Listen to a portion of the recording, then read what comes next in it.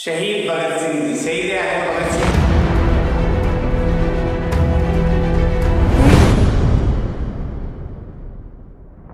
शहीद भगत सिंह जी, शहीद आजम भगत सिंह जी के बारे में आपको पता होना चाहिए। अगर आप स्टूडेंट्स हो भगत सिंह जी के बारे में कुछ यूनिक बातें आपको पता होनी चाहिए। कुछ बातें इसे बताने जा रहा हूँ जो शायद अधिकतर विद्यार्थियों को नहीं पता होगी।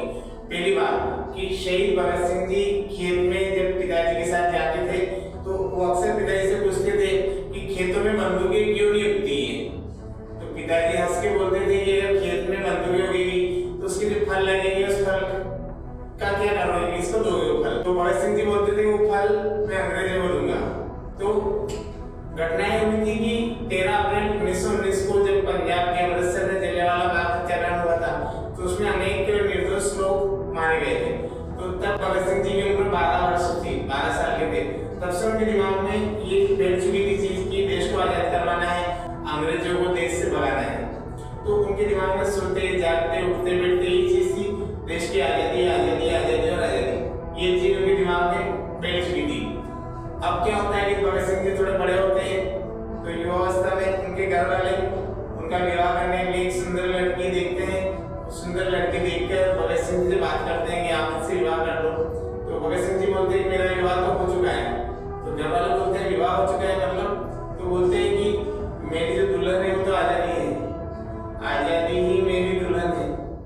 तो इतना बड़ा थॉट था उनको देश की आजादी के लिए, इतनी बड़ी सोच रखते थे वो और इतना विश्वास भी उनको था कि हम बलिदान देने के लिए तैयार हैं और देश को आजादी जरूर मिलेगी।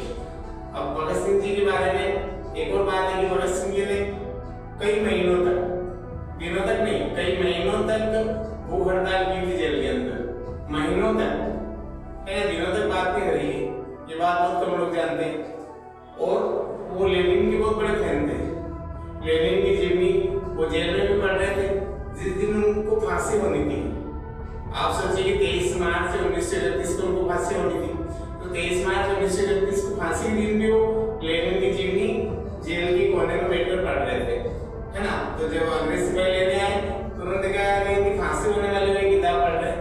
तो उन्होंने ये रोका कि थोड़ी देर रुक जाओ, एक क्रांतिकारी को दूसरे क्रांतिकारी से मिलने दो, क्योंकि लेनिन भी वहां का क्रांतिकारी था, है ना। रूसी क्रांति का जो जनक है, रूसी क्रांति का जनक लेनिन ही है, तो वो भी वहां का क्रांतिकारी था। तो भगत सिंह ने बोला एक क्रांतिकारी दूसरे क्रांतिकारी से मिल रहा है, थोड़ी देर रुको। उसके बाद भगत सिंह जी को ले जाते हैं फांसी देने के लिए। तो एक बात और भगत सिंह जी ने अंग्रेजों से भी अपील की थी मुझे फांसी में मत चढ़ाओ और मुझे गोली मार दो, पर अंग्रेजों ने उनकी बात को नहीं सुना। अब अंत में वो समय आया 23 मार्च 1931, 23 मार्च 1931 जिस दिन भगत सिंह जी की फांसी होनी थी। अब उनकी माँ अंतिम बार उनसे मिलने आती है, उनकी माँ अंतिम बार भगत सिंह जी से मिलने आती है। तो भगत सिंह जी बोलते हैं कि मुझे जब फांसी हो उस समय आप मत देखना। अपनी माँ से भगत सिंह जी बोलते हैं मुझे फांसी हो तो उस समय वहाँ आप मत रहना और फांसी को मत देखना, क्योंकि आप देखोगे तो रोने लग जाओगे और मैं नहीं चाहता हूँ कि मैं मातृभूमि के लिए अपनी जान देने जा रहा हूँ और मेरी माँ इतनी कमजोर दिखे लोगों को कि उनके आंख में आंसू आ जाए, इसलिए ये निवेदन है। तो फिर भगत सिंह जी की माँ वहाँ नहीं थी जब फांसी दी गई। तो अंतिम इच्छा जब पूछी गई भगत सिंह जी से क्या क्या अंतिम इच्छा क्या है फांसी पर चढ़ने से पहले, तो उन्होंने ये बोला कि 3 क्रांतिकारी थे, आप सब जानते हो, भगत सिंह जी, सुखदेव जी और राजगुरु। भगत सिंह जी, सुखदेव जी और राजगुरु जी। तो उनका हमारे हाथ खोल दिए जाए और हम तीनों को आपस में गले मिलने के लिए गले मिलने दिया जाए। तीनों आपस में गले मिले और फिर तीनों को फांसी दी गई। फांसी देने के बाद लोग भड़क गए, लोग भड़क उठे और जब भगत सिंह जी को फांसी हुई, है ना।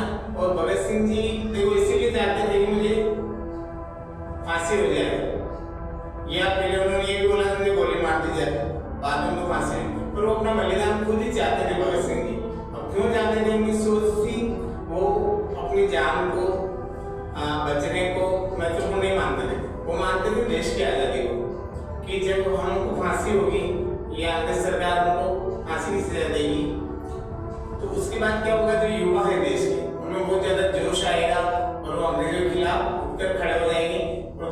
राजा तो इतनी महान सोच के धनी भगत सिंह जी, हम उनको याद करते हैं, उनको सलाम करते हैं।